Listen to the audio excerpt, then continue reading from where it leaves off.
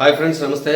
ఇటీవల Israel America కలిపి ఇరాన్పై దాడి చేసి ఇజ్రాయెల్ సుప్రీం లీడర్ అయినటువంటి ఖమేనీని ఎరాడికేట్ చేయడం అనేది జరిగింది. అలాగే యుద్ధం కూడా కొనసాగుతుంది. అయితే ఖమేనీని హతమార్చడంని వ్యతిరేకిస్తూ మన భారతదేశంలో చాలామంది, అంటే కాశ్మీర్లో కావచ్చు, హైదరాబాద్లో కావచ్చు, కర్ణాటకలో కావచ్చు, లేదా లక్నోలో కావచ్చు, చాలామంది ముస్లింలు రోడ్డెక్కి ఆయన సపోర్ట్గా ప్రొటెస్టులు చేస్తున్నారు. అయితే అసలు ఈ ఇరాన్కి మనకి ఏంటి అసలు సంబంధం? అసలు ఇరాన్ అధ్యక్షుడు, ఇరాన్ సుప్రీం లీడర్కి వీళ్ళకి ఏంటి సంబంధం? ఒక రిలీజన్ అయినంత మాత్రం వేరే దేశానికి సపోర్ట్ చేసేస్తారా? ఒకవేళ ఇదే ఇరాన్కి మనకి యుద్ధం జరిగిందనుకోండి, అప్పుడు కూడా ఆయనకే సపోర్ట్ చేస్తారా? అంటే మన దేశ ద్రోహానికి పాల్పడినట్టే కదా. భారతదేశం ఇంతవరకు కూడా ఈ యుద్ధం విషయంలో ఎటువంటి స్టాండ్ తీసుకోలేదు. మీకు నచ్చినట్టు స్టాండ్ తీసుకోవడానికి మీరెవరు? అసలు భారతదేశంలో ఉన్నారంటే భారత ప్రభుత్వం ఏ స్టాండ్ తీసుకుంటే దానికి కట్టుబడి ఉండాల్సినటువంటి అవసరం ఉంది.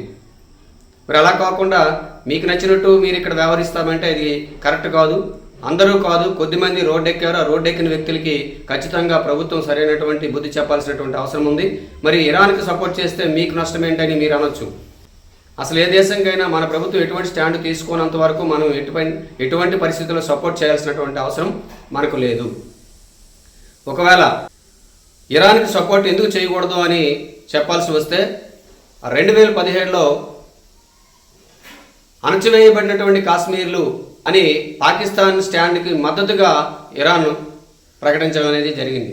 అలాగే 2019లో ఆర్టికల్ 370ని తొలగింపుకు వ్యతిరేకంగా వాళ్ళు మాట్లాడడం అనేది జరిగింది. అలాగే 2020లో జరిగినటువంటి అల్లర్లో తీవ్రవాద హిందువులు అంటూ హిందువుల్ని క్రిటిసైజ్ చేస్తూ వాళ్ళ మీద నెపం పెట్టి వాళ్ళు మాత్రమే విమర్శించడం అనేది జరిగింది. అల్లర్లు జరుగుతున్నాయంటే ఒక వర్గం తప్పు చేస్తే ఇంకో వర్గం ఆగి ప్రభుత్వానికి కంప్లైంట్ చేసినప్పుడు జరగవు కదా. వాళ్ళు కూడా మళ్ళీ రివర్స్ అయ్యి వాళ్ళ మీద అటాక్ చేయడము ఇలాంటివి జరుగుతుంటాయి. కాబట్టి ఎవరి మీద అటాక్ చేశారనేది, అల్లర్లు అనేది దాని నేపథ్యం ఆలోచిస్తేనే తప్ప చెప్పలేము. అలాంటిది ఒక వర్గాన్ని ప్రత్యేకించి క్రిటిసైజ్ చేయడం అనేది జరిగింది. అలాగే మే 2025లో ఆపరేషన్ సింధూర్ సందర్భంలో కూడా పాకిస్తాన్కి మద్దతుగా మాట్లాడడం అనేది ఇరాన్ ప్రభుత్వం చేయడం జరిగింది. అంతకుముందు హిజాబ్ని ధరించడాన్ని వ్యతిరేకిస్తూ ప్రొటెస్ట్ చేసినటువంటి మహిళల్ని దాదాపుగా ఒక 30,000 మందిని ఓచుకోత కోసినటువంటి నరహంతకుడు ఈ ఇరాన్ సుప్రీం లీడర్. మరి అటువంటి ఇరాన్ సుప్రీం లీడర్కి ఇక్కడ మద్దతు తెలియజేయడం ఏంటి? అంటే మీరు ఒక దేశానికి వేరే దేశానికి సపోర్ట్ చేస్తున్నారు, ఈ దేశంలో ఉంటూ వేరే దేశానికి సపోర్ట్ చేస్తున్నారు. ఇరాన్ మనకి శత్రు దేశం కాదు కదా అనుకోవచ్చు. మన శత్రు దేశమైనటువంటి పాకిస్తాన్కి మీ మద్దతు ఇస్తుందంటే ఇరాన్ మనకి శత్రు దేశం అవుద్ది. ఒకవేళ ఎప్పుడైనా పాకిస్తాన్కి మనకి యుద్ధం జరిగినప్పుడు ఇరాన్ పాకిస్తాన్ స్టాండ్లో ఉండేటప్పుడు ఆటోమేటిక్గా ఇరాన్ మీద కూడా మనం దాడి చేయాల్సినటువంటి అవసరం వస్తుంది. అలాంటి సందర్భంలో కూడా వీళ్ళు వెళ్ళి ఇరాన్కి లేదా ఈ ఖమేనీకి లేదా ఇరాన్ సుప్రీం లీడర్కి మద్దతు తెలియజేస్తారా?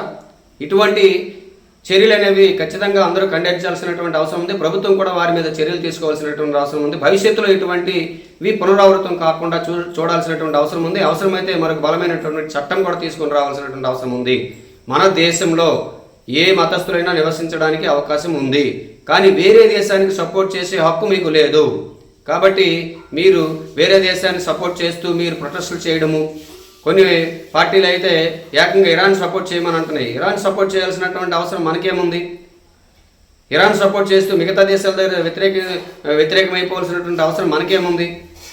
మనం వీలున్నంత వరకు మరీ తప్పదన్నప్పుడే యుద్ధంలో ఎంటర్ అవ్వాలి తప్ప మన మీదకి అది రానంత వరకు, మన మీదకి ఎవరు రానంత వరకు మనం యుద్ధంలోకి వెళ్ళకపోవడమే చాలా మంచిది. ఏ దేశాన్ని సపోర్ట్ చేస్తూ మాట్లాడకపోవడమే చాలా మంచిది. యుద్ధం అంటూ జరిగితే ఖచ్చితంగా రెండు వైపుల నష్టం అనేది ఉంటుంది. ఎక్కువ తక్కువలు ఉంటాయి తప్ప ఖచ్చితంగా రెండు వైపుల నష్టం ఉంటుంది. తప్పదు అయినప్పుడు మాత్రం ఖచ్చితంగా, యుద్ధం అనివార్యమైనప్పుడు మాత్రం ఖచ్చితంగా భారత ప్రభుత్వం స్పందించి యుద్ధంలో దిగాల్సినటువంటి అవసరం ఉంటుంది. అది తప్పదు. ఎవరో వచ్చి మన మీద అటాక్ చేస్తుంటే మూసుకొని కూర్చోలేము కదా. కానీ మిగతా సందర్భంలో, మనకి అవసరం లేని సందర్భంలో మాత్రం మనం తటస్థంగా ఉండడమే బెటర్. ఇప్పుడు భారత ప్రభుత్వం తీసుకున్నట్టు స్టాండే కరెక్టు. దానికి అనుగుణంగా మనం వ్యవహరించాల్సినటువంటి అవసరం ఉందని తెలియజేస్తూ సెలవు. నమస్తే.